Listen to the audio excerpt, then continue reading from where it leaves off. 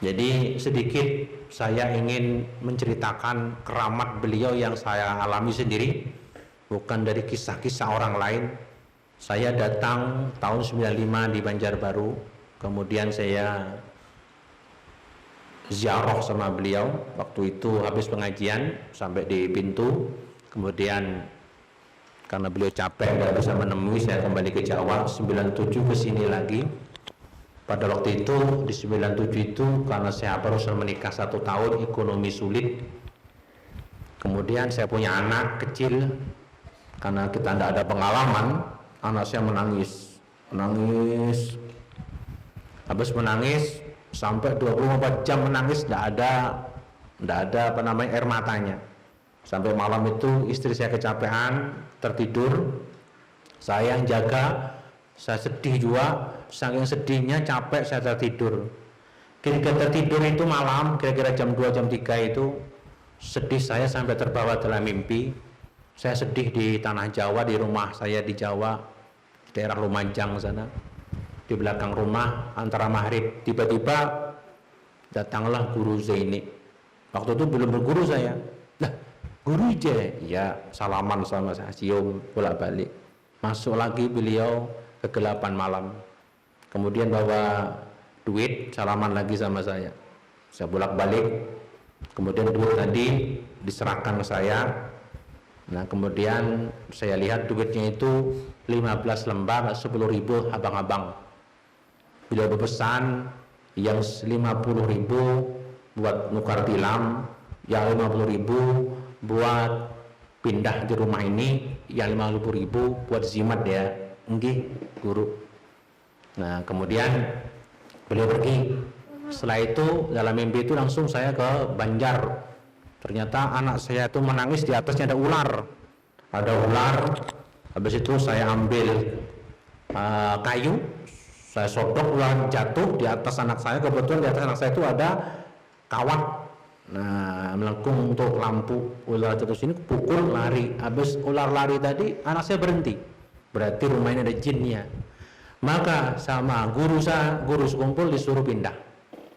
Di situ saya bangun, anak saya diam. Di situ saya bangunkan istri, bangun. Saya barusan mimpi Guru J yang digambar-gambar orang di rumahnya itu. Saya diberi duit 15 lembar, beliau pesan 3, disuruh nukar tilam, disuruh nukar tilam, pindah di rumah sini, dan kemudian buat jimat 50. Kemudian habis itu denge ada ular, kutunjuk pakai kayu, jatuh di atas anak kita pukul, berhenti sekarang. Berarti di rumahnya jinnya ding. Saya bilang sama istri, iya Pak, semoga bagus mimpinya. Setelah 3 hari itu saya biasa, karena posisi saya waktu itu di belakang museum Jalan Wisma Rahayu, Jalan Wijaya Kusuma nomor 15. Itu depannya itu orang-orang kantor pos. Biasanya kalau ulang tahun anaknya yang suruh doa saya, pasti diberi 20.000, habis doa tadi itu.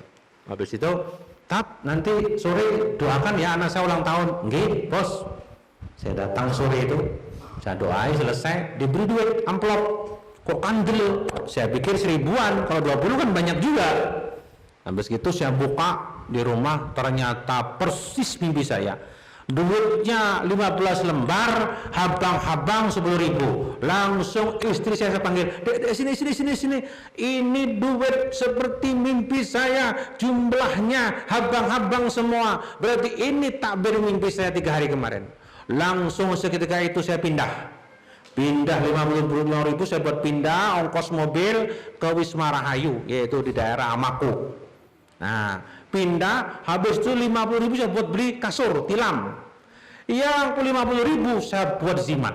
Nah disitulah mulai anak saya tenang, nggak nangis, nggak rewel, sehingga saya bisa ngomong, saya geledek kalau pagi hari. Habis gitu mulai murid banyak ngaji sama saya di sana. Habis gitu ada kejadian besar di daerah Kapuas. Terusan ada anak mimpi punya ilmu bagus, akhirnya blok A, B, C, D itu berguru sama dia, hampir 1.000 orang. Habis itu pada waktu itu 97, yaitu reformasi, rame-ramenya orang demo. mengumpulkan massa lebih 3 harus pakai izin, karena itu hampir 1000 ratusan orang, tidak izin ditangkap anak itu. Dimari ditangkap, ditanyakan izinnya tidak ada, diberi waktu sebulan. Kalau kamu tidak punya guru yang punya izin resmi secara pemerintahan dan secara di pondok-pondoknya, maka aku tangkapi kamu. Akhirnya pengurusnya itu tadi cari guru, mulai Kapuas, Palangkai Kapuas, Banjarmasin, Martapura, Banjarbaru. Kebetulan pada waktu itu saya punya perguruan Sunan Kalijogo, saya pakai papan nama di daerah batas kota. Dia melihat pelang itu datangi saya. Habis datangi saya, dia tanya surat menyuratnya. Pian punya perguruan itu resmi lah, resmi. Ada izinnya lah, ada, IPSI-nya ada, sampai sekarang ada, surat IPSI-nya ada. Kemudian secara politik, secara sosial politik ada izinnya. Izin izin pondok, ini izin dari kiai, saya pelatih untuk bisa melatih, bagus. Secara izin lengkap. Saya terakhir ingin tahu kalau sampai sakti enggak, anjar katanya dia. Nah, maksudnya gimana? Kita tunggu pian datang keterusan Kapuas hari ini, jam ini, tanggal ini. Oke? Datang saya sama santri ke sana. Ketika saya datang pakai sepeda motor waktu itu, mulai dari Jelapat naik terus sampai Pal 20, naik terus sampai Sebamban sana. Nah, terus naik sampai Kapuas, terusan lah. Terkejut saya, ono satu lapangan manusia, lautan manusia. Habis gitu disuruh menunjukkan, meraktekkan supaya benar-benar hebat enggak. Lah untuk jelasnya bisa sampai buka di YouTube, ketik Gus Hamid Wali Songo. Itu atraksinya sudah. Ketik aja Gus Hamid Wali Songo. Itu dipraktekkan. Nah, ketika melihat itu semua berguru. Semua berguru, akhirnya banyak bersyariat, disitulah duit saya banyak. Berkah zimat Abah Sekumpul 50.000 tadi. Daripada banyaknya duit tadi, pada waktu itu tahun 2099 itu saya bisa mengumpulkan duit 11.400.000. Maka tahun 2000 saya beli sepeda motor Astrea 2000 kontan. Wah, bangga banget, tidak pernah punya duit segitu banyaknya. Nah, habis itu punya sepeda motor, mulailah ngajar pakai sepeda motor. Terus ekonomi naik, berkahlah 50. Sampai saya dirikan pondok di Amako, murid mulai banyak datang, maka beliau tahun 2001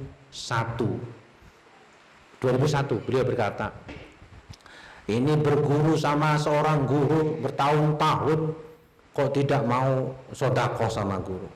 Waktu itu saya sudah mau tukar tambah sama Karisma tahun 2001-2002. Nah, sudah jadian sama dealer di depan rumahnya wali kota Banjarbaru itu. Kemudian karena guru bilang gitu, akhirnya saya tunda. Feeling istri, Dek, kita nggak usah beli mobil, sepeda motor. Kita beri aja duitnya kepada guru sekumpul. Nah, pada waktu itu 2 juta. Saya mau nambah 2 juta, ada duitnya 2 juta. Terus punya kabar setelah saya mengaji, ada menteri waktu itu datang bawa duit 38 juta. Karena itu ada kabarnya, itu ceritanya sih, cerita bukan tertulis. Ada menteri datang bawa duit 38 juta nggak salah, beliau nggak suka, dibakar. Nah, akhirnya saya takut, wah ini kalau duitnya haram dibakar juga. Akhirnya dari 2 juta tadi saya itihi yang halal 1 juta. Habis 1 juta saya menghadap kepada khaddamnya, mau ketemu Abah Sekumpul. Nah, ketika bertemu beliau mengatakan, bisa aku menghubungi kamu sama Abah Sekumpul, julung duit itu aja habis pembacaan, tapi kamu aja, istri nggak usah ikut. Sehingga saya berpikir, nanti dulu Pak, saya Pak Haji nggak bisa, karena saya cari duit sama istri. Kalau saya yang sama sidin, egois saya nanti. Saya ingin bersama istri. Mikir beliau, barulah diberi nomor telepon khusus. Kamu telepon jam 7 pagi, jangan kurang, jangan lebih. Waktu itu saya punya telepon genggam Tresera, ingat saya, belum ada telepon, tahun 2001-2002. Habis gitu pas jam 7 saya telepon, assalamualaikum ayuhan nabi warahmatullahi wabarakatuh. Kalau salam sama orang wali gitu. Waalaikumsalam. Siapa ini? Saya Abdul Hamid sama istri. Saya sudah mengaji sama pian guru 5 tahunan lah. Insyaallah 5 tahun ke 6 tahun, istri 3 tahunan. Jadi ulun hendak mengaturkan duit ampun pian ini 1 juta. Bisakah ulun menghadap pian? Beliau berkata apa? Waduh, aku sibuk hendak umroh aja. Aku sakit-sakitan juga kada kawa. Habis itu mengkada kawa ulun dulung ke haddam pian, asal urun diakui murid aja. Abdul Hamid sama istrinya disambat namanya, ku akui murid dunia akhirat. Kobil itu sudah guru cukup. Nah, habis itu saya beri 1 juta. Setelah saya beri 1 juta, kira-kira seminggu kejadian. Di daerah negara ada orang kesurupan, namanya Man negara. Bisa ditanyakan 2001-2002 itu. Jadi negara itu, kalau di negara itu ada jembatan 2, tengahnya masjid, jembatan itu ada Man, ada pondok pesantren Pak Mujib Tafsir Quran. Ada kesurupan cewek-cewek, 48 cewek-cewek yang cantik-cantik pulang. Aduh, akhirnya kiai-kiai negara tidak bisa, termasuk Pak Mujib tidak bisa nangani, kiai kandangan tidak bisa. Saya punya murid Amri di sana. Maka murid Amri mengatakan, saya punya guru di Banjarbaru, orang hebat. Nah, dikiolah saya ke sana. Mendengar kabar yang serupan banyak, saya ngajak santri 1 pickup yang sudah puasa berapa tahun. Nah, waktu itu pakai pickup Kijang Kotak. Waktu saya awal-awalnya saya nyupir ke negara. Sampai di sana langsung kita obati, semua sembuh. Alhamdulillah sembuh. Kemudian kita deteksi di mana pusatnya, ternyata di perpustakaan. Ternyata dia membangun perpustakaan di atas kuburan, di belakangnya rumahnya hantu jin, tidak selamatan, hamok jinnya, maka kesurupan itu semua. Akhirnya kita netralkan. Nah, kemudian kita disuruh datang per bulan, harus punya mobil, maka harus beli mobil saya. Habis itu, ini awal saya punya mobil, kan sudah nyulung abas kumpul 1 juta. Karena harus ke negara, harus punya mobil, saya beli mobil. Kebetulan saya tiap Jumat baca burda di showroom Rizki waktu itu. Saya ngomong, bos, saya butuh mobil, dasar pengajian di negara. Ada Gus, buat sampean cocok mobil sedan Corona, waktu itu Corona. Buat sampean 23 aja sudah. Habis 20 juta, 23 juta. Habis saya jual sepeda motor laku 9 juta, kemudian tabungan-tabungan saya kumpulkan kurang 10 juta. Waduh, gimana gitu, 10 juta. Habis gitu, seminggu setelah amal sama Mas kumpul tadi, tiba-tiba saya sedih di langgar, namanya langgar Anaja waktu itu. Sedih saya, datang murid saya, tunuk bawa kresek. Assalamualaikum Gus. Waalaikumsalam. Ada apa? Saya dengar sampai mau beli mobil. Iya. Katanya kurang 10 juta. Iya. Langsung dilempar ini, duitnya 10 juta di kresek. Bos sudah pakai sudah guru. Apa ini? Gura wadah aku buka duit 10 juta. Nah, maksudnya apa? Pakai sudah. Disitulah saya baru yakin bahwa Allah berfirman dalam Al-Quran, man ja'a bil hasanati falau asru amsalihah. Barang siapa yang membawa kebagusan 1, Allah balas 10 ganda.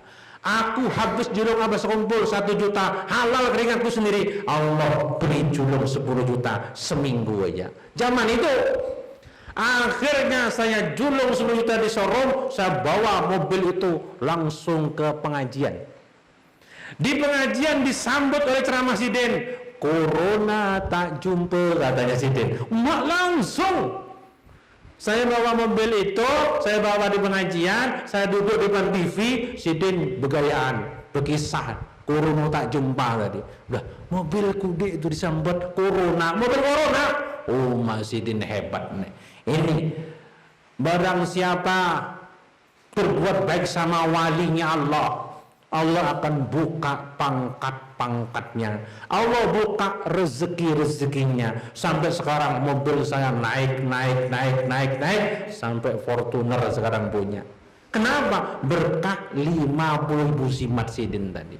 Maka orang yang berguru sama seorang wali, ketika dia mahabbah cinta benar sama Sidin, maka Allah akan buka ilmunya, makom wilayahnya, rezekinya min haitsu la yahtasib. Itu bukan kata orang, saya sendiri. Demikian. Semoga cerita ini yang saya alami menjadi motivasi kita lebih mencintai wali-walinya Allah, dan kita bisa berkumpul dalam acara haulnya. Dengan menghadiri haulnya kita termasuk anggota beliau. Semoga dengan datang di haulnya dibukakan makom wilayah kita, dibukakan ilmu kita yang manfaat, dibukakan rezeki yang banyak dan barokah. Demikian yang bisa ulun sampaikan, kurang lebihnya bermaaf. Assalamualaikum warahmatullahi wabarakatuh.